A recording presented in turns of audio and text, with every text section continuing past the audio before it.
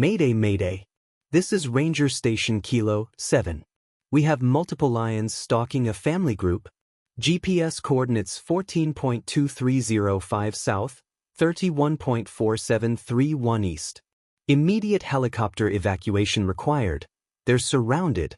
In the vast golden wilderness of Zimbabwe's Hwange National Park, what began as the Thompson family's dream African safari would become a 72-hour nightmare that would test every ounce of their survival instincts.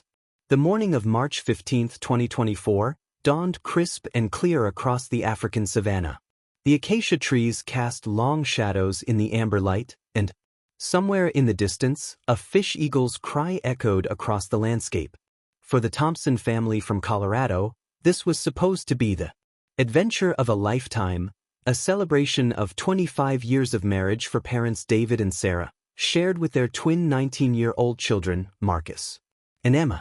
David Thompson was 47 years old, a software engineer with a secret passion for wildlife photography that had driven him to plan this expedition for 3 years.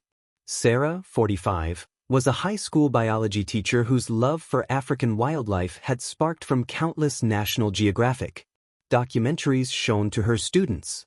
Their twins, Marcus and Emma, were both freshmen at Colorado State University, Marcus studying wildlife biology, Emma pursuing veterinary medicine. This safari wasn't just a vacation, it was a pilgrimage to the place that had captured their collective imagination. None of them had any idea that their guide's sudden illness the night before would force them to venture deeper into the park than any tourist should ever go. None of them knew that an unprecedented drought had driven a massive pride of lions into desperate hunting mode. And none of them could have predicted that their rental Land Cruiser would break down in the most remote section of the reserve, 47 miles from the nearest ranger station. This is the Thompson family's story. A story of love, determination, and the moment when a dream vacation became a fight for survival against one of Africa's most formidable predators. You're watching Survival Chronicles, where we bring you the most incredible real-life survival stories from around the world. If this story grips you, make sure to subscribe and hit the bell icon, because what you're about to witness will change how you see the raw power of human resilience. Forever. The Thompsons had no survival training, no military background, no extensive wilderness experience beyond weekend camping trips in Colorado's Rocky Mountains. What they had was something far more powerful, an unbreakable family bond and the fierce determination to protect each other at any cost. Their story begins 3 days before the crisis, when they first arrived at the luxury Elephant Hills Safari Lodge outside of Hwange National Park. The family was electric with excitement, finally living the adventure they dreamed about around their Denver dinner table for years. David's camera gear filled half their luggage. He was determined to capture the Big Five in their natural habitat. Sarah carried field guides and notebooks, planning to document every species they encountered for her students back home. Marcus and Emma, despite being teenagers, were genuinely excited to see the wildlife they'd only studied in textbooks. Their first 2 days had been magical. They'd photographed elephants at watering holes, watched giraffes gracefully browsing acacia trees, and marveled at the sheer abundance of life in this pristine wilderness. Their guide, Joseph Mbeki, was a 20-year veteran of the Park Service with an encyclopedic knowledge of animal behavior and an infectious passion for conservation. But on the evening of March 14th, Joseph fell violently ill with what appeared to be severe food poisoning. The lodge manager, desperate not to disappoint the American family who had traveled so far, assured them that Joseph's backup guide would meet them at dawn for their final day's expedition. That backup guide never arrived. At 6:30 a.m. on March 15th, David made a decision that would change everything. Rather than waste their last day waiting at the lodge, he convinced his family that they could handle a simple self-drive safari. After all, they had detailed maps, GPS coordinates for the main game viewing areas, and Joseph had spent 2 days explaining animal behavior and safety protocols. How difficult could it be to drive the marked roads and observe wildlife from the safety of their vehicle? The lodge reluctantly provided them with a well-equipped Toyota Land Cruiser, emergency radio, first aid kit, and enough water and supplies for a day trip. The manager gave them explicit instructions to stay on the main roads, never leave their vehicle, and return before sunset. David signed multiple liability waivers, confident in his ability to keep his family safe. At 7:15 a.m., the Thompson family drove through the park gates for what they believed would be their final, peaceful day of wildlife viewing. They had no way of knowing that during the night, a coalition of 5 adult male lions, pushed to the edge of starvation by the worst drought in decades, had moved into the exact area marked on their map as prime game viewing territory. These weren't the well-fed, predictable lions that tourists typically observed from a safe distance. These were desperate predators, displaced from their territory by stronger prides, willing to take unprecedented risks to survive. The stage was set for a confrontation that would push one American family beyond every limit they thought they had. By sunset on March 15th, the Thompson family would be missing. By dawn on March 16th, they would be fighting for their lives. And by the time rescue teams finally located them 72 hours later, their story would become one of the most remarkable family survival accounts in African safari history. What happened next would test everything they thought they knew about courage, sacrifice, and what it truly means to never give up hope. The Thompson family wasn't just another American tourist group passing through Africa. They were a tightly knit unit forged by shared adventures, mutual respect, and an unshakable belief that together, they could overcome anything. David Michael Thompson was born in 1977 in Durango, Colorado, the youngest of 3 boys in a family that lived for the outdoors. His father, park ranger, had instilled in him a deep respect for wildlife from an early age. David's childhood was spent hiking mountain trails, learning to identify animal tracks, and developing the patience that would later make him an exceptional wildlife photographer. At 47, he stood 6 feet tall, with graying temples and hands that bore the calluses of weekend rock climbing adventures. After earning his computer science degree from Colorado State University, David had built a successful career developing software for environmental monitoring systems. But his true passion lay behind the lens of his camera. Every vacation, every weekend trip, every family outing included David's ever-present Nikon D850 and an arsenal of telephoto lenses. His home office walls were covered with stunning photographs of elk, mountain goats, and black bears captured during family camping trips. David's colleagues at Apex Environmental Solutions knew him as the quiet, methodical problem solver who never panicked under pressure. Their server systems crashed. David was the one who stayed calm and worked through the night to restore operations. His project manager, Liz Rodriguez, who had worked with David for 8 years, would later tell reporters, "David Thompson is the kind of guy who plans for every contingency. If anyone could think their way out of trouble, it would be him." But David's greatest strength wasn't his technical skills or his outdoor experience. It was his unwavering devotion to his family. Friends described him as a man who had never missed a school play, soccer game, or parent-teacher conference. When the twins were younger, David had coached their little league teams despite working 60-hour weeks. He believed that being present was the most important gift he could give his children. Sarah Elizabeth Thompson, née Rodriguez, was 45 years old and the emotional heart of the family. Born in Pueblo, Colorado, to Mexican-American parents who had worked their way up from migrant farm workers to small business owners, Sarah understood the value of education and hard work. She had earned her biology degree and teaching certification while working nights at a veterinary clinic to pay for school. For the past 18 years, Sarah had taught high school biology at Jefferson High School in Lakewood, where she was beloved by students and colleagues alike. Her classroom was filled with rescued animals, snakes, lizards, and birds that she nursed back to health before releasing them. Sarah's students called her Senora Thompson and regularly returned years after graduation to thank her for inspiring their careers in science and medicine. Principal Mark Stevens, who had worked with Sarah for over a decade, described her as the teacher every parent hopes their child will have. Sarah had a gift for making complex scientific concepts accessible and exciting. Her annual evolution evidence hunt had become legendary at Jefferson High, where students spent weeks researching and presenting evidence for evolutionary adaptations in different species. But Sarah's passion for biology extended far beyond the classroom.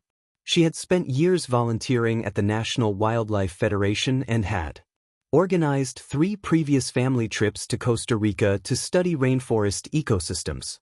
Her dream had always been to visit Africa, to see the wildlife she had taught about for years in their natural habitat. When David surprised her with safari plans for their 25th anniversary, Sarah had cried with joy. Those who knew Sarah best understood that beneath her gentle teaching demeanor lay a fierce protectiveness when it came to her family. Her sister Maria had witnessed this firsthand when Sarah had confronted an aggressive parent who had verbally attacked Marcus during a high school soccer game. Sarah doesn't look for fights, Maria would later recall, but she'll walk through fire for her kids. Marcus David Thompson was 19 years old and the older twin by exactly 4 minutes, a fact he never let his sister forget. Standing 6 feet 2 inches with his father's build and his mother's dark eyes, Marcus was a natural athlete who had earned a partial scholarship to Colorado State University for soccer. But his true calling was wildlife biology, inspired by years of family camping trips and his mother's passionate teaching. Marcus had always been the family's natural leader, the one who organized their camping expeditions and researched the best hiking trails. The high school biology teacher, Dr. Jennifer Walsh, remembered him as the student who asked the questions that made me think harder about my own understanding of ecology. Marcus had spent 2 summers volunteering at the Colorado Wolf and Wildlife Center, learning to handle and care for rescued wolves and other predators. At CSU, Marcus was majoring in wildlife biology with a focus on large predator conservation. His dorm room was filled with textbooks about African ecology, and he had already begun planning his senior thesis on human-wildlife conflict resolution. This safari wasn't just a family vacation. For Marcus, it was research for his future career. Marcus's soccer teammates at CSU knew him as someone who never gave up, even when their team was losing by 3 goals. Coach Miguel Santos would later tell local news reporters, Marcus Thompson has this incredible ability to stay focused under pressure. When things get tough, he gets calmer, not more frantic. It's rare in someone so young. Emma Claire Thompson, Marcus's twin sister, was equally intelligent but expressed it in completely different ways. At 5 feet 6 inches with her father's lighter coloring and her mother's fierce determination, Emma was studying pre-veterinary medicine at CSU with plans to specialize in wildlife rehabilitation. While Marcus was drawn to research and conservation policy, Emma was passionate about hands-on animal care. Emma had worked at the Boulder County Animal Shelter since she was 16, starting as a volunteer dog walker and eventually becoming their youngest ever assistant veterinary technician. Dr. Amanda Foster, the shelter's head veterinarian, had written Emma's college recommendation letter, describing her as the most naturally gifted animal handler I've encountered in 20 years of practice. Unlike her outgoing brother, Emma was quieter and more observational. She had an almost supernatural ability to read animal behavior, often noticing stress signals or illness symptoms that escaped others. Her high school friends joked that Emma could communicate with animals, but those who worked with her knew it was actually her exceptional attention to detail and empathy. Emma's bedroom back home was filled with veterinary textbooks and journals about African wildlife diseases.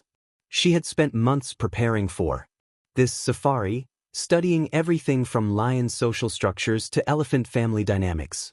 Emma saw this trip as an opportunity to observe animal behavior in the wild, adding to her understanding of how environment affects health and social structures.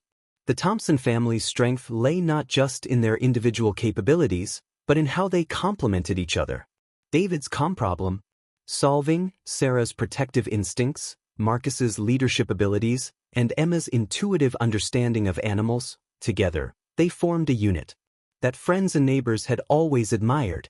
Their neighbor, retired Army veteran James Mueller, had watched the Thompson children grow up and had often commented on the family's unusual closeness. Most teenage kids can barely stand there. Parents, Mueller would later reflect, but Marcus and Emma genuinely enjoyed spending time with David and Sarah. They were best friends, not just family. It was this bond, forged through years of shared adventures, mutual respect, and unconditional love, that would prove to be their greatest asset. When faced with the ultimate test of survival, the Thompson family was about to discover just how strong their connections really were. African lions are apex predators, evolved over millions of years to be perfect killing machines.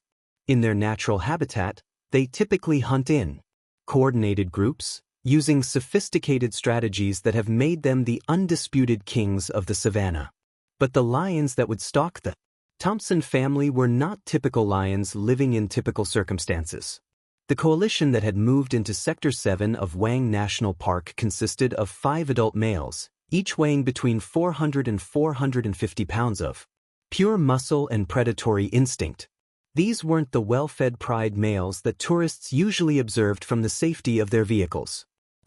Were nomadic lions, expelled from their original territory by a stronger coalition, forced to survive in the harsh wilderness without the hunting support of lionesses. The leader of this coalition was a massive male the park rangers had designated as Scar, not for any facial marking, but for the distinctive claw marks across his left shoulder from a territorial battle 2 months earlier.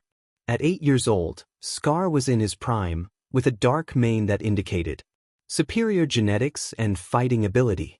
Wildlife biologist Dr. Rebecca Morrison, who had been studying lion behavior in Hwange for 12 years, would later analyze camera trap footage of Scar's coalition. What made this situation so dangerous, Dr. Morrison explained, was that these males had been forced into survival mode. Nomadic male lions have a mortality rate 3 times higher than pride males. They're desperate, they're hungry, and they've learned to take risks that resident males would never consider.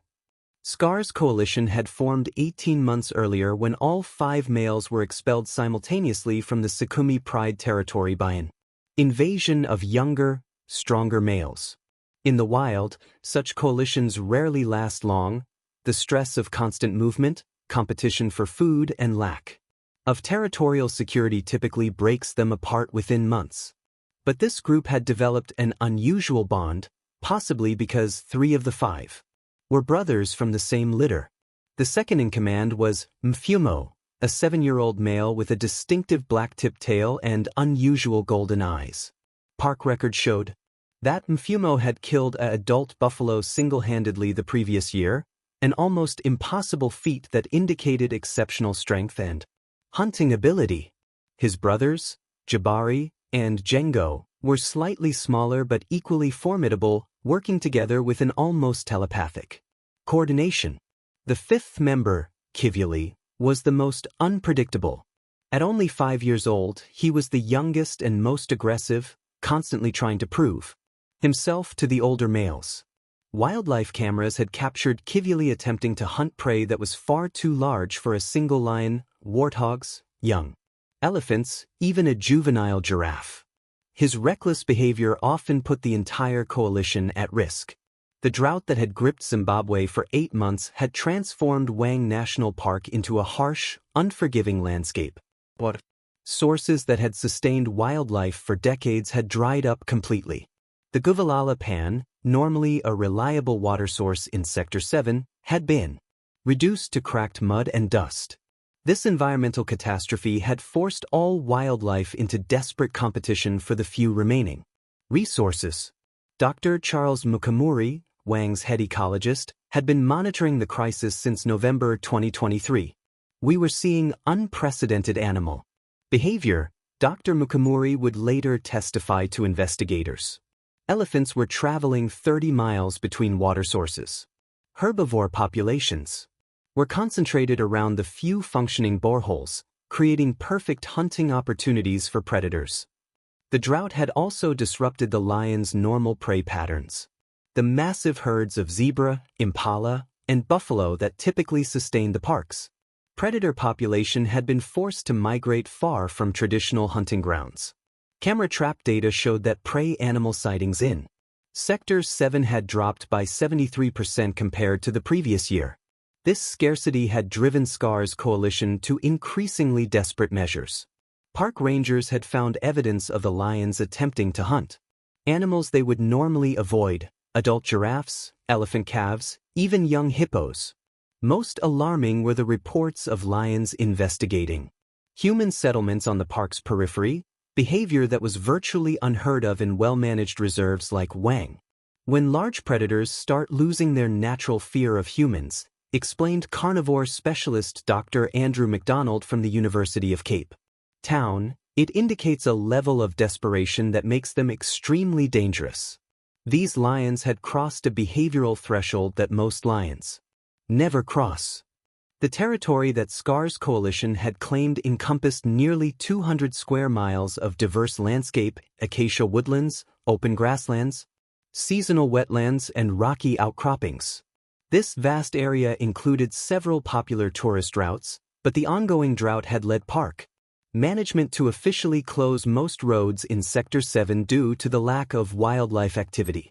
However, the maps provided to tourists hadn't been updated to reflect these closures. The route that David Thompson had planned for March 15th, marked on their lodge-provided map as Scenic Wildlife Drive No. 3, cut directly through the heart of the lions' newly claimed territory.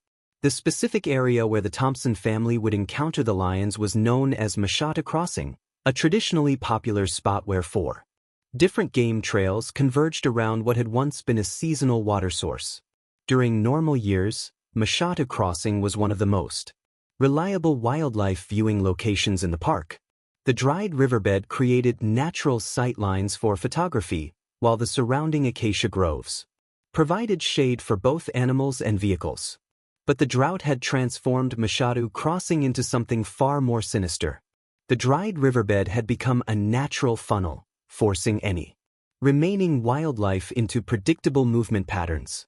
The surrounding vegetation, stressed by months without water, had become sparse and offered little cover for prey animals but perfect concealment for ambush predators.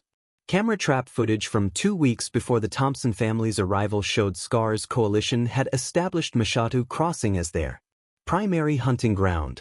The lions had killed an adult zebra, 2 impala, and a young kudu in this exact location. Disturbing were the behavioral changes documented in the footage. Normal lion hunting involves careful stalking, coordinated attacks, and quick kills, explained Dr. Morrison. But these camera trap videos showed something different. These lions were exhibiting persistent hunting behavior, following prey for hours, testing defenses, waiting for exhaustion. This is not typical lion behavior. It indicated animals that were learning to adapt their hunting strategies out of necessity. The most concerning footage came from 3 days before the Thompsons' arrival. The cameras captured all 5 lions working together to investigate an abandoned vehicle that had broken down near Mashata Crossing. The lions spent over an hour circling the vehicle, testing for weaknesses, attempting to access the interior. Wildlife behaviorists who later analyzed this footage were unanimous in their assessment. These lions had lost their instinctive fear of human-made objects. Joseph Mbeki, the experienced guide who was supposed to accompany the Thompson family, had been tracking reports of aggressive lion behavior in Sector 7 for weeks. Joseph's illness was particularly tragic because he was one of the few guides who understood just how dangerous the situation had become. Joseph came to see me the day before he got sick, recalled lodge manager Patricia Sithole. He was very concerned about the reports coming from Sector 7. He told me he would never take tourists into that area until the rains came and the lions moved on. Joseph had been guiding for 20 years. If he was worried, we should have been worried. The lodge's backup guide, Thomas Nyathi, had never received these warnings. When Thomas failed to arrive due to his own vehicle breakdown on the morning of March 15th, no one at the lodge understood the true scope of the danger the Thompson family would be driving into. Weather conditions on March 15th created the perfect storm for disaster. The temperature at dawn was already 78 degrees Fahrenheit, climbing toward a predicted high of 104 degrees Fahrenheit. Humidity was at record lows, creating an atmosphere of tension that seemed to affect both wildlife and humans. The wind was practically non-existent, meaning that scent trails would linger and sound would carry for miles. Dr. Sarah Clegg, a meteorologist who had studied the relationship between weather patterns and animal behavior in African parks, later analyzed the conditions. March 15th represented the convergence of several factors that increase predator aggression: extreme heat, low humidity, barometric pressure changes, and the psychological stress of prolonged drought. Animals become more irritable, more territorial, and more likely to engage in risky behavior. As the Thompson family drove through the park gates at 7:15 a.m., they were entering an environment that had been fundamentally altered by months of environmental stress. The lions they would encounter were not the relatively predictable predators that tourists typically observed from a safe distance. These were desperate, intelligent, and increasingly bold animals that had learned to see opportunity where they once saw only threats. The stage was set for a confrontation that would test not only the Thompson family's survival skills, but also challenge everything wildlife experts thought they knew about lion behavior under extreme stress. In the 48 hours leading up to March 15, 2024, a series of warning signs emerged that should have prevented the Thompson family from entering Sector 7 of Hwange National Park. But a combination of miscommunication, bureaucratic oversights, and tragic timing ensured that these warnings never reached the American tourists who needed them most. On March 13th, Park Ranger Michael Chwesh had filed an urgent report documenting aggressive lion behavior near Mashatu Crossing. During his routine patrol, Chwesh had discovered the remains of a vehicle's tire that had been completely shredded by lion claws. The metallic smell and deep gouges in the rubber indicated a sustained attack on the vehicle itself, behavior that veteran rangers had never witnessed in their decades of service. "I've been working in Hwange for 15 years, Ranger Chwesh later testified to park investigators. Lions don't attack vehicles. They might investigate them, they might brush against them, but they don't try to destroy them. This was something entirely different. These lions were treating the vehicle as prey." Chwesh's report recommended immediate closure of all tourist routes through Sector 7, but the document was filed on a Friday afternoon and wouldn't be reviewed by park management until the following Monday, 2 days too late to save the Thompson family from their ordeal. Dr. Rebecca Morrison, the wildlife biologist who had been tracking SCAR's coalition, had also grown increasingly concerned about the lions' behavior patterns. Her camera trap data from March 12 showed footage that would later be described as unprecedented by African wildlife experts. The 5 males were recorded spending over 3 hours investigating a ranger station's water tank, not to drink, but apparently testing the structure's integrity. They were problem-solving, Dr. Morrison would later explain to a panel of carnivore specialists. The footage shows clear evidence of the lions testing different approaches to access the interior of human-made structures. This represents a fundamental shift in lion cognition. They were beginning to see human infrastructure as something they could overcome rather than avoid. Morrison had attempted to contact park headquarters on March 13 to report her findings, but her radio calls went unanswered due to a communications equipment failure that wouldn't be discovered until after the crisis had already begun. Her written report, like Ranger Chwesh's, was sitting unread in an administrator's inbox when the Thompson family drove through the park gates. At the Elephant Hills Safari Lodge, subtle signs of trouble had been emerging for weeks, but staff members hadn't recognized the pattern until it was too late. Lodge security guard Tendai Mukamuri had noted an increase in nighttime disturbances around the property's perimeter. Lions roaring closer to the lodge, unusual scent markings near the staff quarters, and most concerning, evidence of lions investigating the lodge's waste disposal area. "We thought it was just the drought pushing animals closer to human settlements," Lodge manager Patricia Sithole would later reflect. "We increased our security patrols and made sure all food waste was properly secured. We didn't realize we were dealing with lions that were actively studying our operations." The most chilling evidence came from lodge maintenance worker James Ndebele, who discovered lion paw prints on the lodge's main deck on the morning of March 14th. The prints indicated that at least 2 large males had spent considerable time investigating the guest accommodation areas, including the exact cabin where the Thompson family had been staying. The prints were everywhere, Ndebele recalled. Around the chairs where guests sit for breakfast, near the sliding doors to the rooms, even on the wooden railings. These lions had been walking through our guest areas like they owned the place. Joseph Mbeki, the experienced guide who had become violently ill, had tried to warn lodge management about the deteriorating situation in Sector 7. Despite his fever and dehydration, Joseph had called Patricia Sithole on the evening of March 14th with an urgent message about the Thompson family's planned route. Joseph was so sick he could barely speak, Sithole remembered, but he kept saying, "Don't let them go to Mashatu. The lions there are different. They're not afraid anymore." I thought he was delirious from the fever. I wish I had listened more carefully.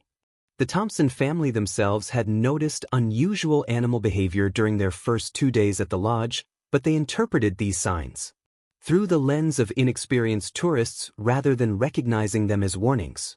David's wildlife photography had captured several images that wildlife experts would later identify as clear indicators of predator stress and territorial pressure. On March 13th, David had photographed a herd of impala that were exhibiting classic signs of extreme predator pressure, constant vigilance, nervous clustering, and reluctance to move between feeding areas even when food was scarce. Emma, with her veterinary training, had noticed that the antelopes seemed jumpy, but attributed it to the drought conditions. Looking back at Dad's photos, Emma would later tell investigators, those impala were terrified. Their body language was screaming danger, but we didn't know how to read the signs. We thought they were just being cautious around our vehicle. Marcus had observed behavioral anomalies in the bird life that should have been a red flag to someone with his wildlife biology background. Breasted rollers, normally bold and conspicuous, were staying hidden in thick vegetation. Ground hornbills, which typically forage in open areas, were completely absent from their usual territories. Most telling was the behavior of white-backed vultures, which were circling areas with no visible carrion, a sign that they were tracking predator movements in anticipation of kills. The ecosystem was broadcasting warning signals, wildlife behaviorist Dr. Andrew MacDonald would later analyze. But you need years of experience to interpret those signals correctly. The Thompson family was seeing the symptoms but couldn't diagnose the disease. Sarah, despite her background as a biology teacher, had focused primarily on the botanical aspects of the drought's impact rather than animal behavior changes. Her field notes from March 13th and 14th documented the stress visible in the park's vegetation, browning leaves, premature seed drop, and reduced flowering, but she hadn't connected these environmental stressors to the potential for increased predator aggression. The family's dinner conversation on the evening of March 14th, reconstructed from their social media posts and Emma's journal, revealed a troubling pattern of misinterpreted warning signs. David had mentioned seeing more lion sign than usual during their afternoon drive, but interpreted this as good news for photography opportunities. Marcus had noted that their guide Joseph seemed really worried about something, but assumed it was related to Joseph's illness rather than safety concerns. Most tragically, Emma had written in her journal that night, "The lions here seem different from what I expected. More present? They're watching us even when we can't see them. It's probably just because I've never seen wild lions before. Can't wait for tomorrow's drive." The backup guide who was supposed to meet the Thompson family on March 15th, Thomas Nyathi, had his own vehicle breakdown 40 miles from the lodge at 5:30 a.m. Thomas's attempts to contact the lodge by radio failed due to the same communications equipment malfunction that had prevented Dr. Morrison's warnings from getting through. By the time Thomas reached a working telephone, the Thompson family had already been gone for 3 hours. Weather conditions on the morning of March 15th created additional factors that would contribute to the coming disaster. The barometric pressure had dropped significantly overnight, a change that often triggers aggressive behavior in large predators. The temperature differential between the cool dawn air and the rapidly warming ground created thermal currents that would carry scent trails farther than usual, meaning the lions would detect the Thompson family's presence from much greater distances. Lodge meteorologist David Chikwana, who monitored weather conditions for guest safety, later noted that March 15th represented a perfect storm of atmospheric conditions that would stress both wildlife and humans. The combination of low humidity, rising temperatures, and atmospheric pressure changes created the kind of environmental tension that often preceded violent animal encounters. At 6:45 a.m. on March 15th, as the Thompson family was conducting their final vehicle checks before departure, Ranger Chwesh was discovering fresh evidence of lion activity at Mashata Crossing. Claw marks on acacia trees indicated that all 5 males had been scent marking the area throughout the night. More disturbing were the systematic scrape marks around the dried riverbed, territorial markings that suggested the lions were establishing the crossing as their permanent hunting ground. Chwesh immediately attempted to radio park headquarters with an urgent closure recommendation for all Sector 7 routes, but his transmission was blocked by the ongoing communications failure. His backup radio in the ranger station had a dead battery, and his vehicle's radio was damaged during a recent encounter with elephants. At 7 a.m., just 15 minutes before the Thompson family would drive through the park gates, Dr. Morrison's camera traps recorded the most ominous footage yet captured of Scar's coalition. All 5 lions were positioned in strategic locations around Mashatu Crossing in what appeared to be a coordinated ambush formation. The lions remained motionless for over an hour, demonstrating a level of patience and tactical thinking that defied conventional understanding of lion behavior. They were hunting, Dr. Morrison would later analyze. But they weren't hunting prey that was present, they were hunting prey that they anticipated would arrive. This represents a cognitive leap that we didn't think lions were capable of making. At 7:15 a.m., the Thompson family's Toyota Land Cruiser passed through the Hwange National Park gates, heading directly toward Mashatu Crossing, and an encounter that would redefine everything experts thought they knew about lion intelligence and adaptation under extreme stress. Wednesday, March 15, 2024, 7:15 a.m. The morning air was crisp at 78 degrees Fahrenheit, but meteorologists predicted the temperature would soar past 104 degrees Fahrenheit.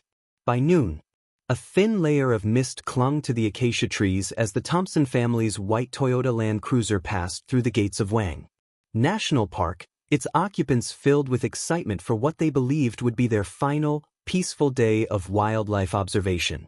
David was behind the wheel, his Nikon D850 with a 600mm telephoto lens secured in the passenger's seat beside him.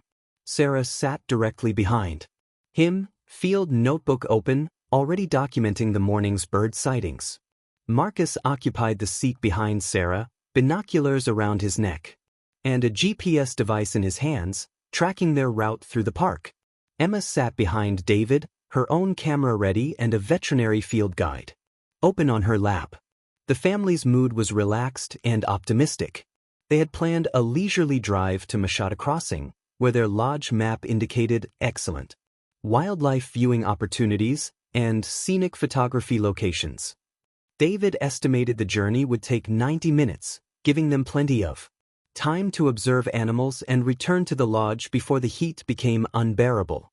At exactly 7:23 a.m., their vehicle passed the last ranger checkpoint before entering Sector 7.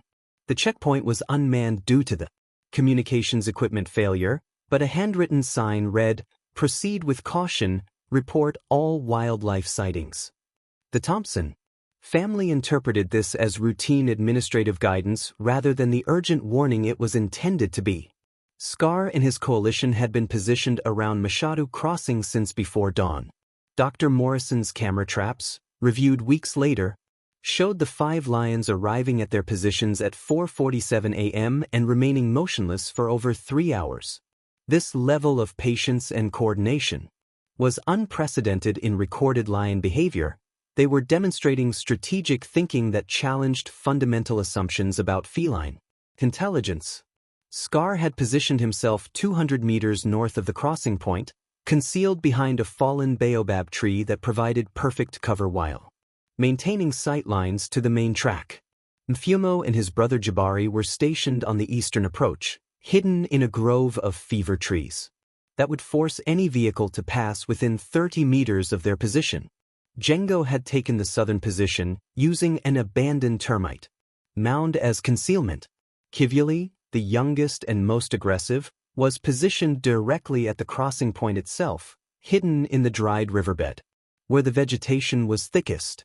At 8:34 a.m., the Thompson family's vehicle was approximately 12 miles from Mashata Crossing, making steady progress along the dusty track.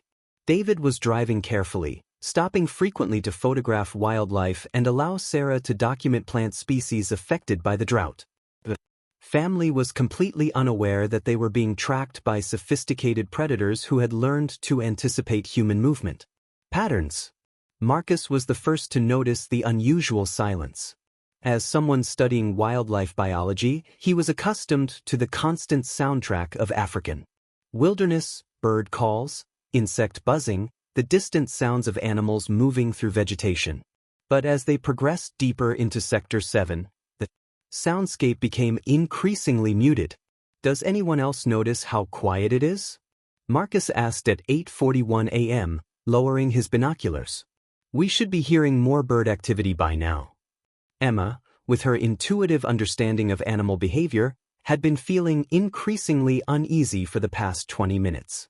The few animals they had seen: a small group of impala, several ground squirrels, a lone warthog, had exhibited nervous behavior that her veterinary training recognized as stress indicators. "The animals we're seeing seem really skittish," Emma observed. "More than they should be just from seeing our vehicle." David, focused on the technical aspects of photography and navigation, dismissed these concerns. "Probably just the drought conditions," he reasoned. "Animals are conserving energy, staying hidden during the heat of the day." Sarah, despite her biological knowledge, was more focused on documenting plant adaptations to the drought conditions. Her notebook contained detailed observations about seed dispersal patterns and leaf modifications, but she hadn't connected these environmental stressors to potential changes in predator behavior. At 8:52 a.m., their vehicle encountered the first concrete sign of lion presence. Fresh paw prints in the dusty track, clearly visible and obviously recent.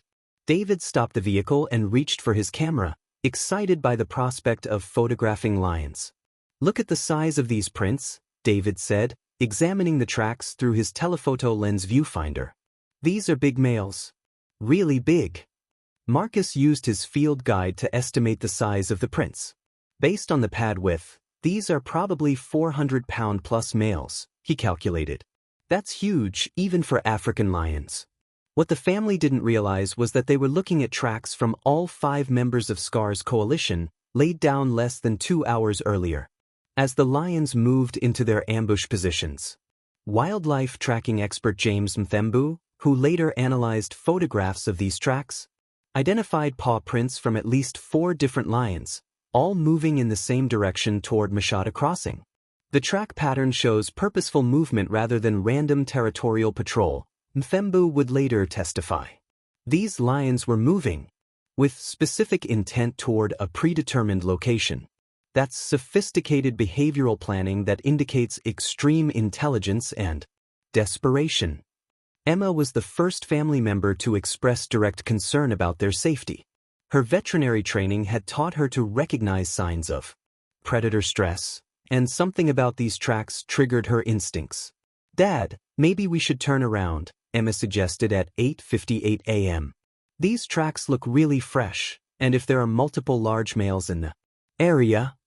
David, confident in his research and planning, overruled his daughter's concerns. "We're safe in the vehicle. Lions don't attack cars," says. "This is exactly what we came to see." Marcus, torn between supporting his sister's caution and his own excitement about potentially observing wild lions, ultimately sided with his father. "Emma's right to be careful, but statistically, vehicle attacks are incredibly rare. We'll keep our distance if we see them." At 9:07 a.m., the Thompson family's Land Cruiser crested a small hill that provided their first view of Mashata Crossing, still 800 meters ahead. The dried riverbed was clearly visible, surrounded by sparse vegetation and scattered acacia trees. To the family, it looked like the perfect viewing location their map had promised. David pulled the vehicle to a stop and surveyed the area through his camera's telephoto lens. "Perfect," he announced. "Great sight lines, good lighting for photography, and it looks like animals use this area regularly." What David couldn't see through his camera was that they were now within the perimeter of Scar's hunting ground. Kivuli, positioned in the riverbed, had already detected their scent carried on the morning breeze. His low rumble of communication was picked up by Mfumo and Jabari, 400 meters away, who responded with barely audible contact calls. Dr. Rebecca Morrison's analysis of the lion's coordination during this period, based on camera trap footage and GPS collar data from similar coalitions, revealed the sophistication of their communication system. Lions can communicate over distances of up to 2 kilometers using infrasonic calls below human hearing range, Dr. Morrison explained.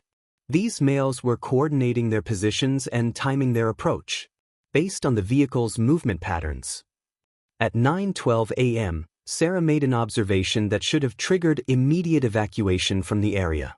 Through her binoculars, she spotted several white-backed vultures circling directly above Mashata Crossing, but there was no visible carrion that would attract scavengers. "That's odd," Sarah commented. "Vultures circling, but I don't see anything dead down there." Marcus, with his wildlife biology background, recognized this as a potential warning sign. "Vultures sometimes circle when they're tracking predator movements," he said slowly. "They know predators mean future feeding opportunities." Emma's unease intensified. "Maybe the vultures know something we don't," she suggested. "Can we please just turn around and go back to the lodge?" But David had already committed to the photographic opportunity. "We've come this far," he decided. "Let's at least drive down to the crossing for a quick look. If anything seems dangerous, we'll leave immediately." At 9:18 a.m., the Thompson family's vehicle began its descent toward Mashata Crossing.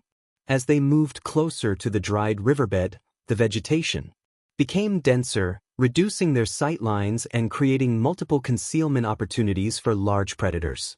Scar's coalition began their final positioning at 9:19 a.m. Camera trap footage later revealed the precision of their movement, 5 massive predators shifting positions with coordinated timing that allowed them to maintain concealment while closing the distance to their target. Kivuli moved deeper into the riverbed vegetation, while Mfumo and Jabari adjusted their eastern position to account for the vehicle's approach angle. At 9:21 a.m., David stopped the Land Cruiser approximately 50 meters from the crossing point and turned off the engine. The sudden silence was immediately filled by an oppressive stillness that seemed to press against the vehicle's windows. "It's so quiet here," Sarah whispered, her voice barely audible. "Even the insects have stopped buzzing." Marcus was scanning the area with his binoculars when he spotted something that made his blood run cold. "Dad," he said quietly, "there's something moving in the vegetation ahead. Something big." Emma was already reaching for the door handle when she heard a sound that changed everything, a low, rumbling vocalization that seemed to come from multiple directions at once.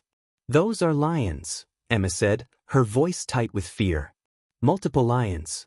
And they're close." David reached for the ignition key, but before he could start the engine, Kivuli emerged from the riverbed vegetation 30 meters directly ahead of him. The massive male lion stood motionless, his golden eyes fixed on their vehicle, his dark mane rippling in the morning breeze. "Nobody move," David whispered, his hand frozen halfway to the ignition. "Just, nobody move." That's when Marcus spotted Mfumo and Jabari emerging from the trees to their right, and Sarah saw Django's distinctive silhouette behind a termite mound to their left. The Thompson family was surrounded by 5 of Africa's most dangerous predators, and their vehicle's engine was silent. At 9:23 a.m., Scar stepped into view directly behind their vehicle, completing the encirclement. The The Thompson family's dream safari had become a nightmare, and their fight for survival was about to begin. 9:23 a.m. The Thompson family sat frozen in their Land Cruiser as 5 massive male lions completed their encirclement at Mashata Crossing. The coalition leader stood motionless behind their vehicle, his 450-pound frame casting a shadow across the rear window. His golden eyes were fixed on the metal and glass barrier that separated him from the humans inside.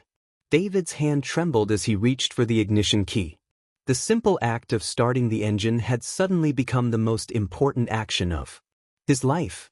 But as his fingers touched the key, Kivuli, positioned directly in front of their vehicle, took 3 deliberate steps forward and released a low, rumbling growl that vibrated through the Land Cruiser's frame. "Don't start the engine," Emma whispered, her veterinary training telling her that sudden movement or noise could trigger an attack. Rapid motion activates their chase instinct. Sarah was frantically searching through her field guide for information about lion behavior during confrontations. Her hands shook as she flipped pages looking for any guidance that might save her family's lives. "It says here that lions typically avoid vehicles," she read in a barely audible whisper. "We're supposed to be safe." Marcus was using his binoculars to assess their situation with the analytical mind of a wildlife biology student. "These aren't normal circumstances," he observed quietly. "Look at their positioning. This is coordinated hunting behavior. They're treating our vehicle like prey." Dr. Rebecca Morrison's later analysis of camera trap footage from this moment revealed the extraordinary sophistication of the lion's strategy. The coalition had effectively neutralized every escape route, Dr. Morrison explained. Scar behind the vehicle prevented reverse movement. Kivuli in front blocked forward motion. Mfumo and Jabari on the eastern side covered the only viable turning space, while Django's position eliminated westward escape. This was military-level tactical thinking. At 9:24 a.m., the standoff escalated when Kivuli began exhibiting testing behavior that wildlife experts had never documented in vehicle encounters. The young male approached to within 15 meters of the Land Cruiser's front bumper and began walking in a slow semicircle, his eyes never leaving the vehicle's occupants. "He's looking for weaknesses," Emma realized, her voice tight with fear. "Just like a predator examining prey before an attack." Fumo and Jabari began their own testing sequence, approaching the passenger side of the vehicle and sniffing audibly at the door. Seals. The brothers' coordination was perfect. When one moved closer, the other remained stationary, ensuring constant pressure from multiple angles.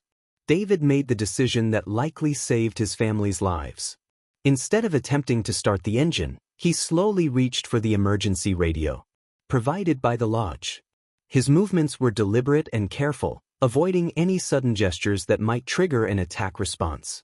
"Mayday, Mayday," David whispered into the radio. "This is the Thompson family. We're surrounded by lions at Mashata Crossing. Immediate assistance required." The radio crackled with static, but no response came. The communication equipment failure that had plagued the park for days was still preventing emergency transmissions. David tried 3 more times before accepting that they were completely on their own. Sarah was watching Scar through the rear window when the massive male began exhibiting behavior that defied everything she had taught her. Students about lion psychology. Scar was systematically testing different sections of the vehicle's rear end, pressing his massive paws against the spare tire, the rear bumper, and the tailgate latch. "He's problem-solving," Sarah whispered in amazement and terror. "He's trying to figure out how to get inside." Marcus was documenting the lion's behavior with his smartphone, partly for scientific purposes and partly as potential evidence if they survived. "This is unprecedented," he murmured, filming Kivuli's approach behavior. "Lions don't study vehicles like this. They don't test structural integrity." At 9:27 a.m., the situation escalated dramatically when Django began attempting to climb onto the Land Cruiser's hood. The 420-pound male placed his front paws on the front bumper and slowly pulled himself upward, his claws scraping against the metal with sounds that echoed through the vehicle's interior like fingernails on a chalkboard. The roof, Emma said urgently. If he gets on the roof, his weight could compromise the structure. These vehicles aren't designed to support 400 pounds of dynamic load. David's engineering background kicked in as he calculated the vehicle's structural limitations. The Land Cruiser's roof was designed for static loads, like luggage, not the dynamic pressure of a massive predator attempting to breach the passenger compartment. Django's attempt to mount the vehicle triggered aggressive responses from the other coalition members. Kivuli began pacing directly in front of the windshield, his massive head at eye level with the terrified family. Mfumo started clawing at the passenger door handle, apparently understanding that these mechanisms might provide access to the interior. They're learning, Marcus observed with scientific fascination despite his terror. They're watching each other's techniques and adapting their own approaches. The most terrifying moment came at 9:29 a.m. when Scar began vocalizing, not the typical roar that tourists hear from a safe distance, but a series of low-frequency rumbles and grunts that seemed designed for close-range communication with his coalition partners. Dr. Andrew MacDonald, who later analyzed audio recordings of these vocalizations, identified them as coordination calls typically used during complex hunts. These weren't territorial roars or intimidation displays, Dr. MacDonald explained. These were tactical communications between experienced hunters coordinating their approach to unusual prey. Emma was the first to notice that the lion's behavior was becoming increasingly systematic. "They're taking turns," she whispered. "One Tessin. Approach while the others observe and learn from the results." This observation proved accurate. Camera trap analysis later showed that each lion was attempting different breach methods. Kivuli focused on the front windshield, looking for stress points where his claws might create cracks. Mfumo and Jabari were working on the door mechanisms, apparently understanding that these were designed to open. Django continued his attempts to access the roof, while Scar concentrated on the rear of the vehicle. At 9:32 a.m., the family faced their first real crisis when Django's repeated attempts to climb onto the hood began creating stress fractures in the windshield.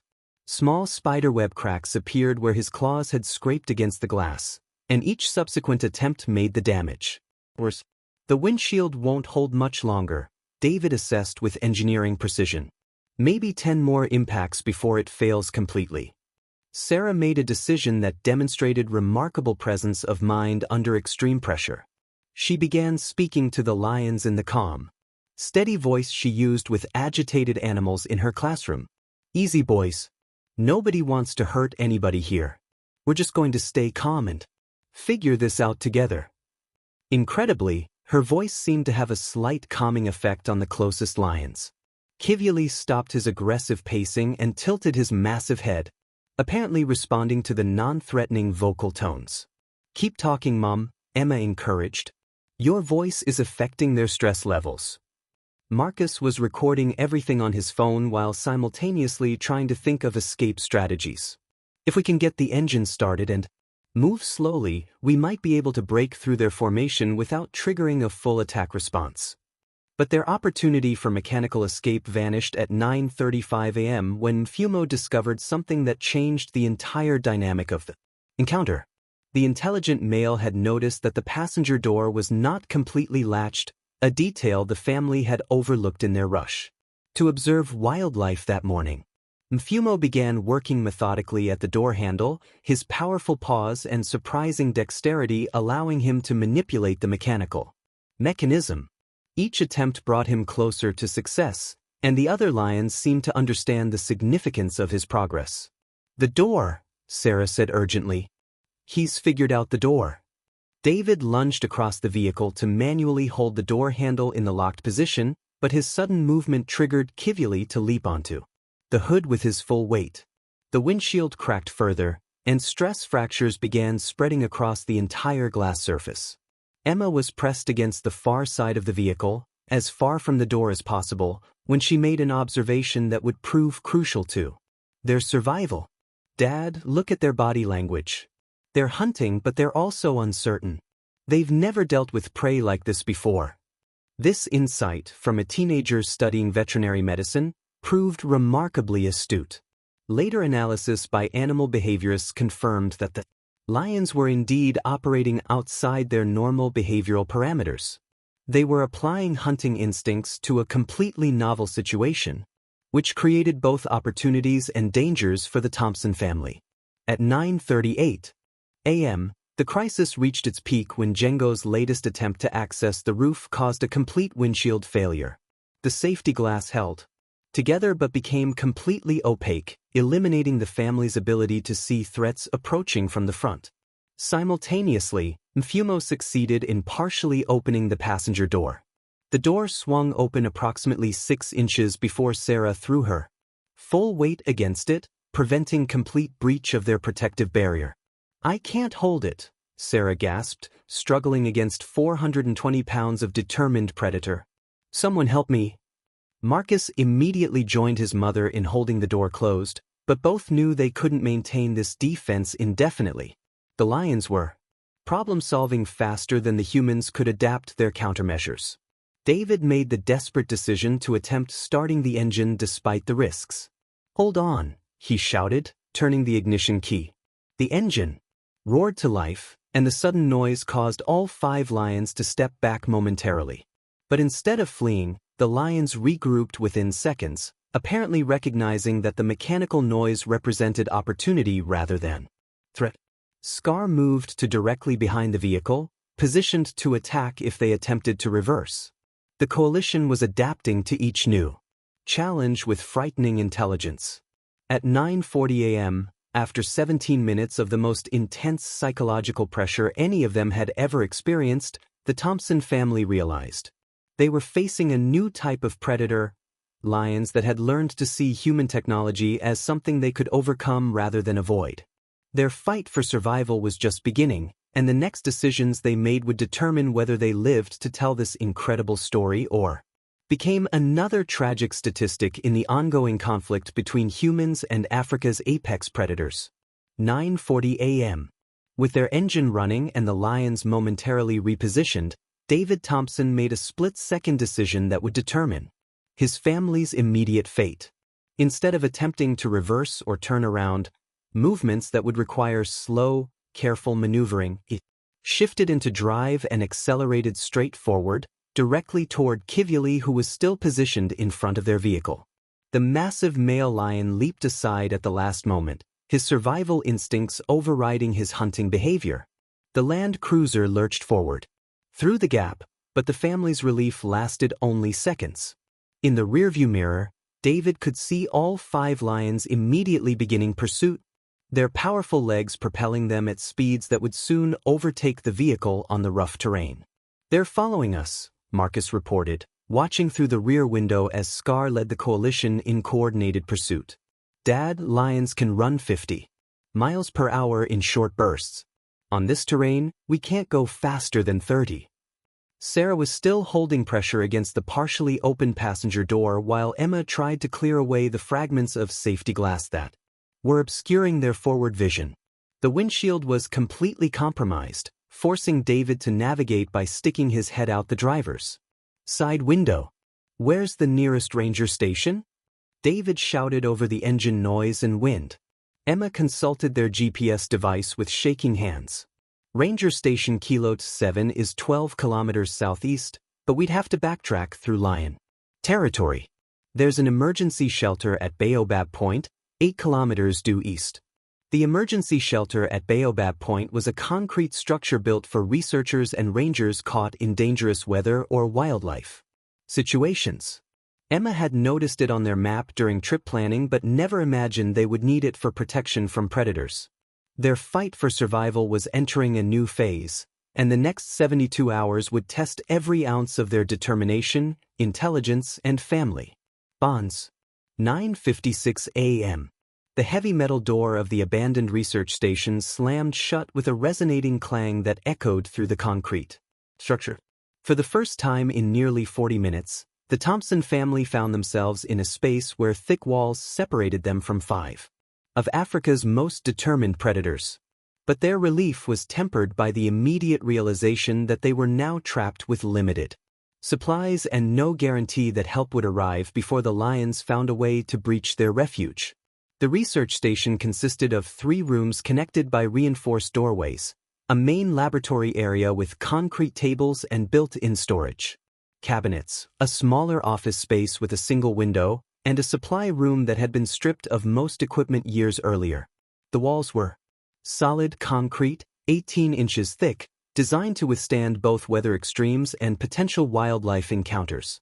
However, the building had never been intended as a long-term survival shelter. David immediately began assessing their defensive position with the methodical approach of an engineer evaluating structural integrity. The main door is solid steel with a deadbolt mechanism, he reported to his family. The window in the office has security bars, but the glass is single pane. These walls will stop the lions, but we need to be careful about weak points.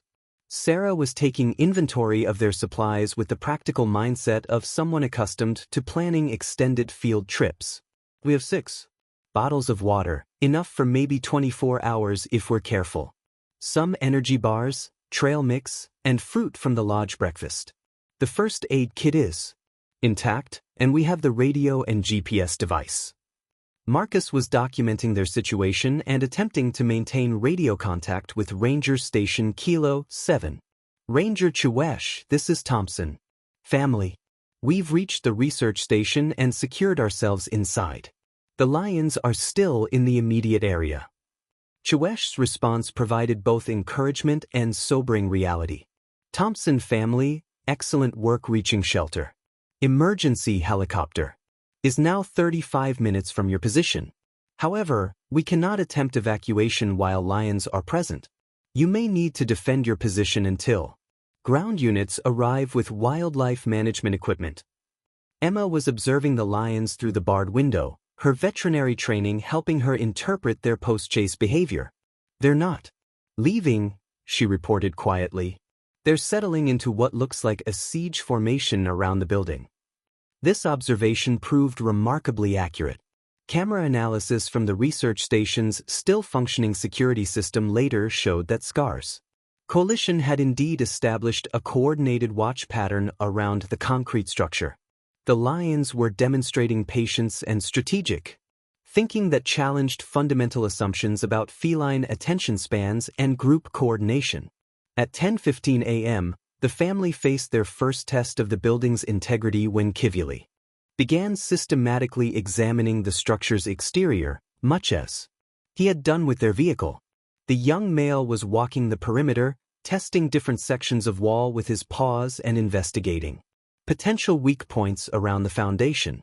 He's doing reconnaissance, Marcus observed, filming the lion's behavior through the window. This is military-level tactical assessment. Looking for vulnerabilities in our defenses. Dr. Rebecca Morrison, who later reviewed this footage, identified behaviors that had never been documented in wild lions. Kivuli was conducting what can only be described as a structural assessment, Dr. Morrison explained. He was testing the building's integrity in multiple locations, apparently understanding that different sections might have different weaknesses. The psychological pressure on the family intensified when Mfumo and Jabari began vocalizing outside the main door. Their low rumbles and contact calls were clearly audible through the thick walls, creating an atmosphere of constant threat that tested everyone's nerves. They're communicating with each other, Sarah realized, her biology background helping her interpret the lion's behavior. They're coordinating their approach to this problem just like they did with our vehicle. At 10:32 a.m., the emergency helicopter appeared on the horizon, its distinctive sound causing an immediate reaction from both the lions and the trapped family. The aircraft was a Zimbabwe Parks and Wildlife Authority rescue helicopter equipped with wildlife management tools and medical equipment. Pilot Captain James Mutamba circled the research station at 500 feet, assessing the situation through binoculars. His radio transmission to Ranger Station Kilo 7 was intercepted by the Thompson family. Kilo 7, this is Rescue 1. I have visual on the research station. 5 large male lions in defensive positions around the building. Subjects appear secure inside structure, but landing is impossible while predators remain in area. The family's hopes for immediate rescue were dashed by Captain Mutamba's next transmission. I count at least 3 lions that would attack the aircraft if I attempt landing. These animals are showing no fear response to helicopter noise. Recommend ground units with wildlife management equipment before attempting evacuation. David responded directly to the helicopter. Rescue 1, this is Thompson family. We copy your assessment. How long before ground units arrive? Ground units are still 60 minutes out, came the sobering reply. I'll maintain aerial surveillance, but cannot risk landing until predators are managed. Conserve your supplies and maintain defensive positions. The helicopter's presence did create one unexpected benefit. Emma noticed that the lion's attention was now divided between the building and the aircraft overhead. The helicopter is distracting them, she observed. Maybe we can use that to our advantage somehow. At 10:45 a.m., the family discovered the research station's most serious vulnerability when SCAR began investigating the building's ventilation system. The abandoned facility had a series of air vents near the roofline that were covered by metal grates, but years of weather exposure had weakened the mounting hardware. Dad, he's working on the ventilation system, Marcus reported with growing alarm. If he gets those grates off, he could potentially access the interior. David climbed onto one of the concrete laboratory tables to examine the ceiling structure. The vents are mounted from the outside with standard bolts, he assessed. The metal is corroded, and a 450-pound lion applying leverage could definitely compromise those mountings. This realization forced the family to develop contingency plans for multiple breach scenarios. Sarah and Emma positioned themselves to defend the main door area, while David and Marcus prepared to respond to potential roof access attempts. The siege continued through the morning heat, with temperatures inside the concrete structure rising steadily.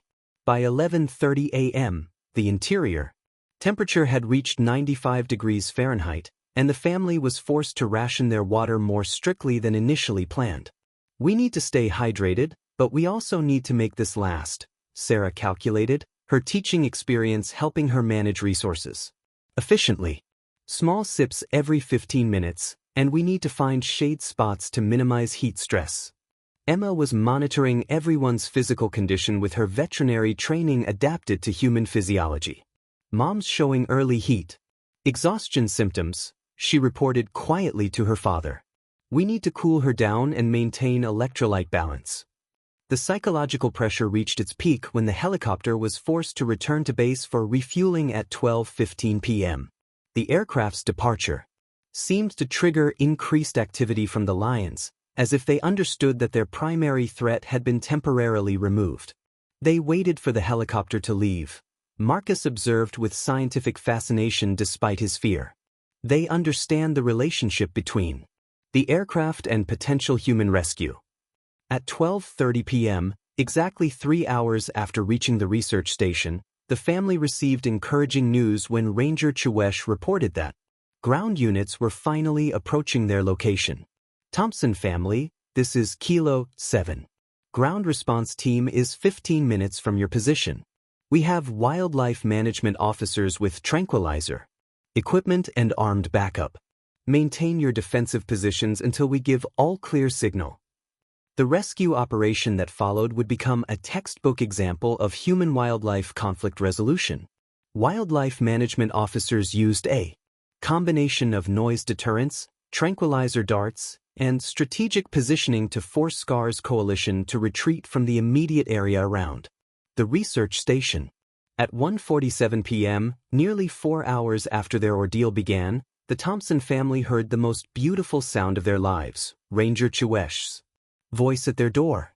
Thompson family, this is Ranger Chwesh. The area is secure. You can open the door.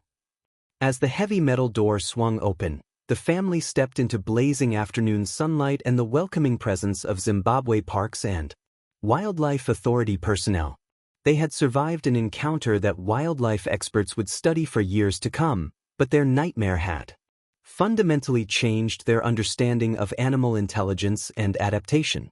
The lions had been driven back but not captured, meaning SCAR's coalition remained free to continue their unprecedented behavioral evolution. The Thompson family's survival story would become a catalyst for major changes in park safety protocols and tourist guidance systems. Their ordeal was over, but the implications of what they had experienced would resonate through the conservation community for years to come. In the weeks following the Thompson family's ordeal, wildlife experts from around the world converged on Hwange National Park to study what many described as the most significant documented evolution in lion behavior in modern conservation history. The 5-hour encounter had produced over 200 minutes of video footage, audio recordings, and behavioral data that challenged fundamental assumptions about feline intelligence, adaptation, and human-wildlife interaction. Dr. Rebecca Morrison, who had been studying lion behavior in Hwange for 12 years, led the primary analysis team. Her initial assessment was stark. What the Thompson family experienced represents a quantum leap in lion cognitive ability. These animals demonstrated problem-solving skills, tactical coordination, and adaptive learning that we previously thought impossible for their species. Dr. Morrison's frame-by-frame analysis of Marcus Thompson's smartphone footage revealed behavioral patterns that had never been documented in wild lions. In the vehicle encounter phase, we observed systematic testing of structural weak points, coordinated positioning that prevented escape, and most remarkably, evidence-based learning where each lion modified their approach based on observing others' failures and successes. The coordination displayed by SCAR's coalition challenged existing scientific understanding of lions' social intelligence. Dr. Andrew MacDonald from the University of Cape Town's Carnivore Research Unit spent 3 weeks analyzing the audio recordings of lion vocalizations during the encounter. Lions are known to communicate during hunts, but these recordings show communication patterns that are more complex than anything we've previously documented, Dr. MacDonald explained. The frequency patterns, timing, and response behaviors indicate that these males were exchanging tactical information in real time. They were essentially having strategic conversations. Dr. MacDonald identified at least 17 distinct vocalization patterns during the encounter, compared to the 8 to 10 typically documented during normal lion hunts. The complexity of their communication suggests cognitive abilities that bridge the gap between instinctive hunting and conscious planning.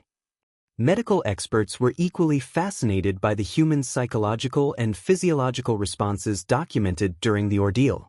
Dr. Sarah Chinti, trauma psychologist from Johns Hopkins University who specializes in survival situations, analyzed the family's decision-making processes under extreme stress.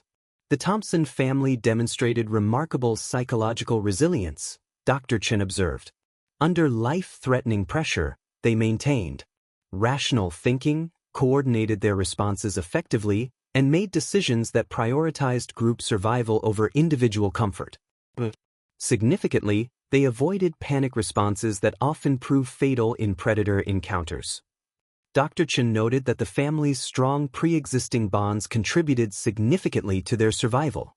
Families with established communication patterns and mutual trust perform better in crisis situations. The Thompsons' history of shared outdoor experiences gave them a foundation for coordinated decision-making under pressure. The physiological stress data, reconstructed from the family's own observations and post-rescue medical examinations, provided insights into human adaptation during extended predator encounters. Dr. Michael Torres, an emergency medicine specialist who examined the family immediately after rescue, documented elevated stress hormones consistent with combat veterans.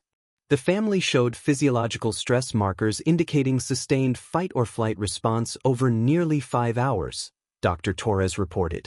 What's remarkable is that they maintained cognitive function throughout this period. Their bodies were in survival mode, but their minds remained analytical and strategic. Behavioral ecologist Dr. Amara Okafor from Oxford University focused her analysis on the environmental factors that contributed to the lions' unprecedented behavior. Her research team spent 2 months in Hwange documenting the drought's impact on predator psychology and territorial dynamics. The 8-month drought created a perfect storm of environmental pressures that forced these lions into cognitive evolution, Dr. Okafor explained. Reduced prey availability, territorial displacement, and resource competition triggered adaptive responses that pushed their intelligence beyond normal parameters. Dr. Okafor's team documented that prey animal populations in Sector 7 had declined by 73% due to drought conditions, forcing predators to develop new hunting strategies. When normal hunting methods fail consistently, intelligent predators are forced to innovate. SCAR's coalition represents the first documented case of lions developing systematic approaches to human-associated challenges. The drought's psychological impact on the lions was analyzed by animal cognition specialist Dr. James Wright from Cambridge University. The assessment painted a picture of predators pushed beyond their evolutionary comfort zone.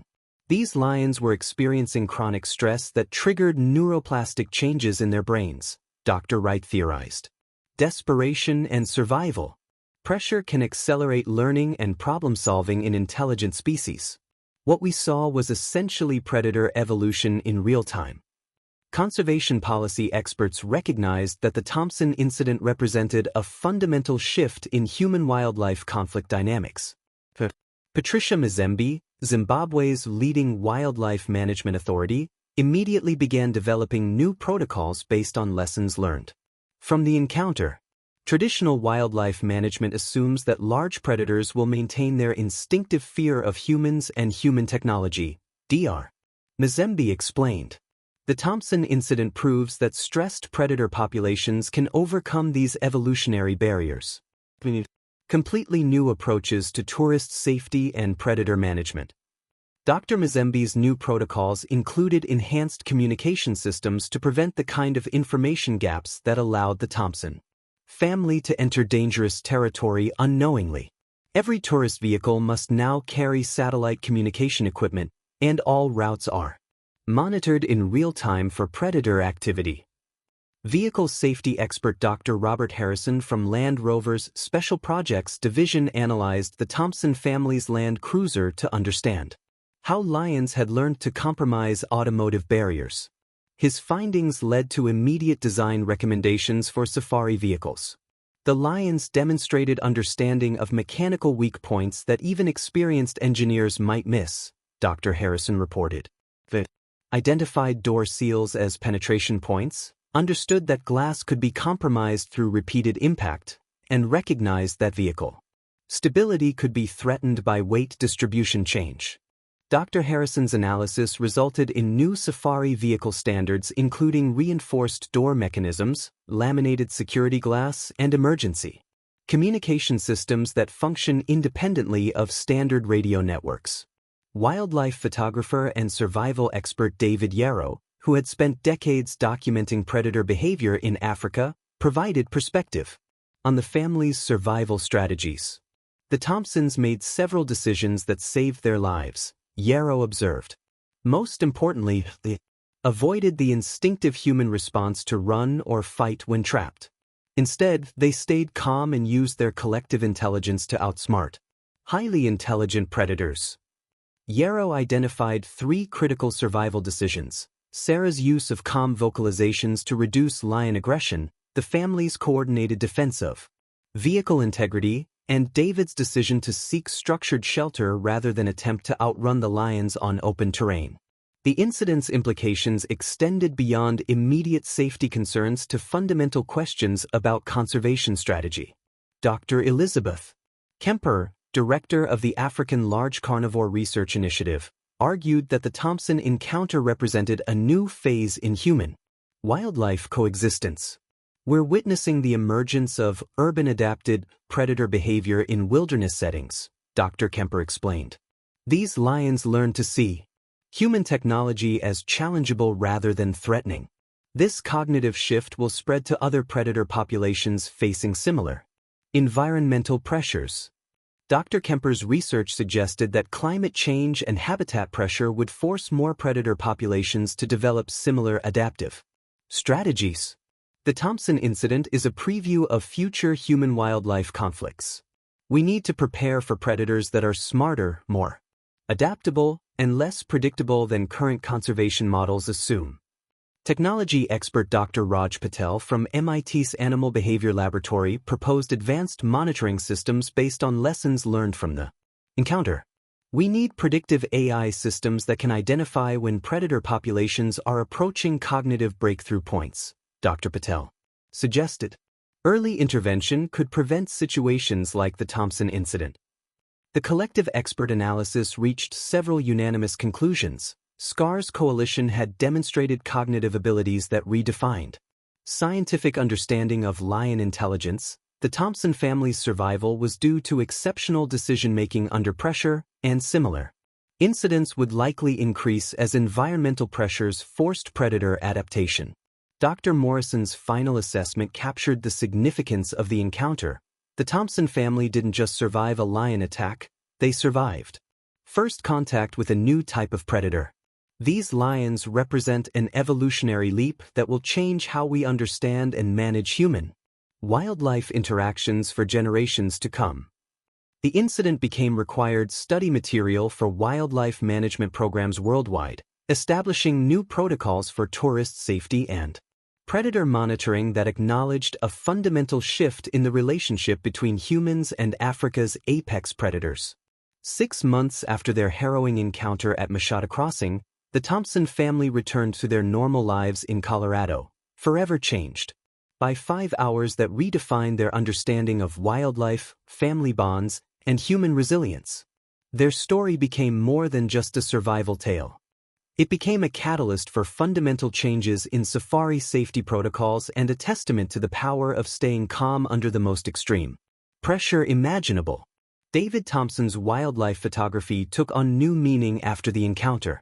His images from that terrifying day, the cracked windshield, the lion's intelligent eyes, the concrete research station that saved their lives, became part of traveling exhibitions that educated tourists about the realities of human-wildlife interaction. People see lions in documentaries and think they understand them, David reflected. But we learned that these animals are far more intelligent and adaptable than anyone imagined. The most important lesson the Thompson family learned was the critical importance of preparation and communication.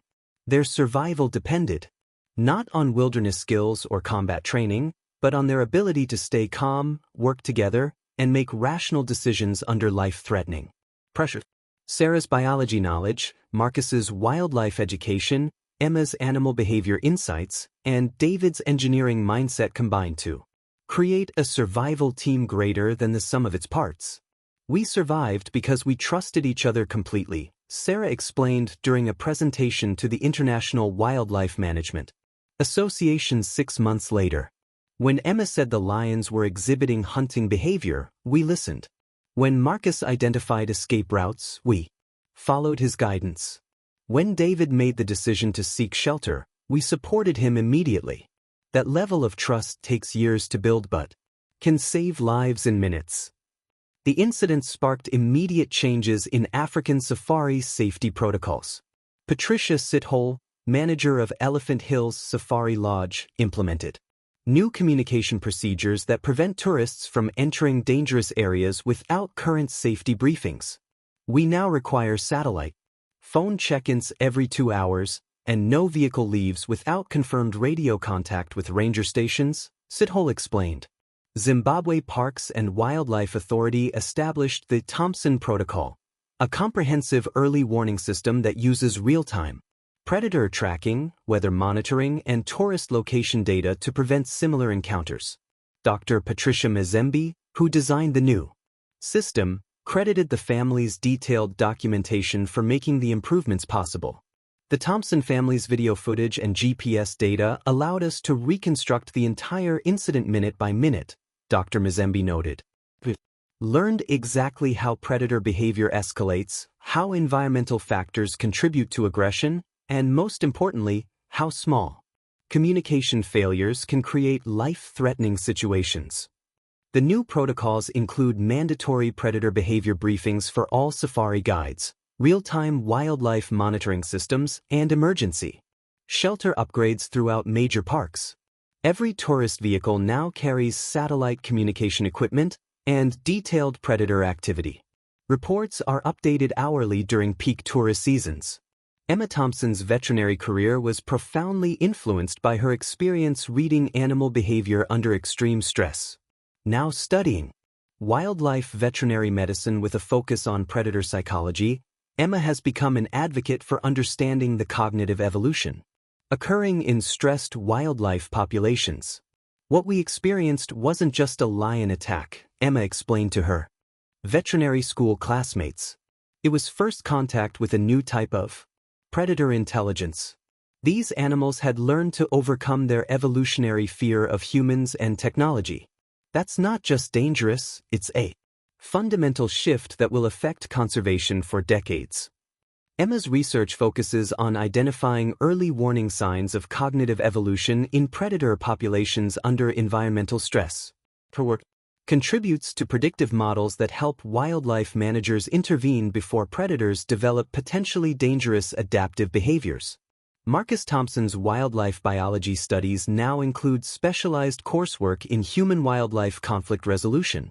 His senior thesis, Cognitive Adaptation in Large Predators Under Environmental Stress, Lessons from the Hwange Incident, has become required reading in wildlife management programs worldwide.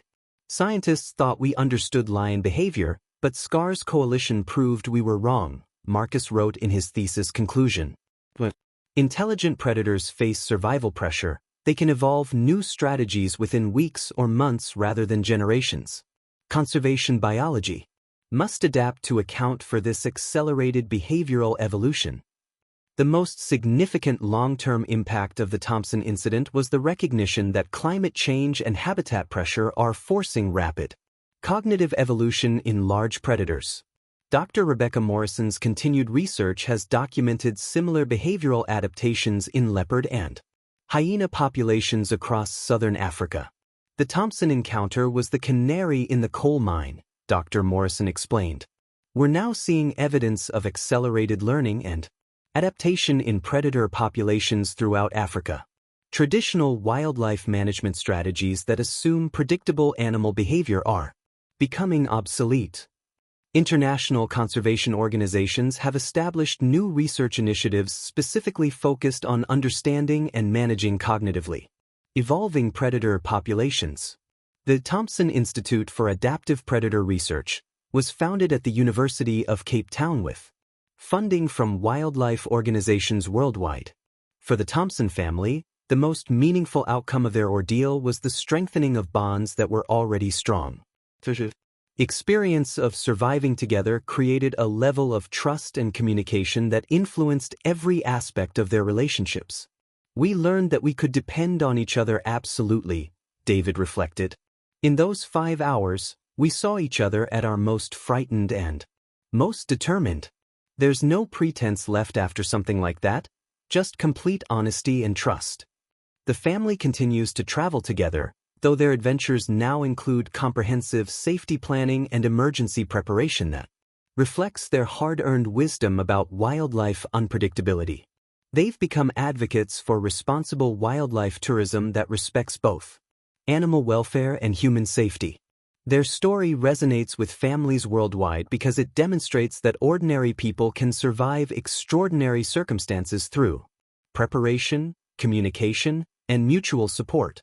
The Thompson family had no special survival training, no military background, no extensive wilderness experience. They had something more powerful: unshakable family bonds and the wisdom to stay calm under pressure. Sarah continues teaching high school biology, but her curriculum now includes detailed units on human-wildlife interaction and conservation challenges. Her students learn about predator behavior, environmental stress impacts, and the importance of respecting wildlife while understanding its capacity for unpredictable adaptation. I tell my students that nature is far more complex and dangerous than they see in documentaries, Sarah explains. But I also tell them that humans have incredible capacity for survival when we work together and stay calm. The Thompson family proved that ordinary people can overcome extraordinary challenges. The warning signs that the Thompson family learned to recognize have been incorporated into safari guide training worldwide. Unusual animal.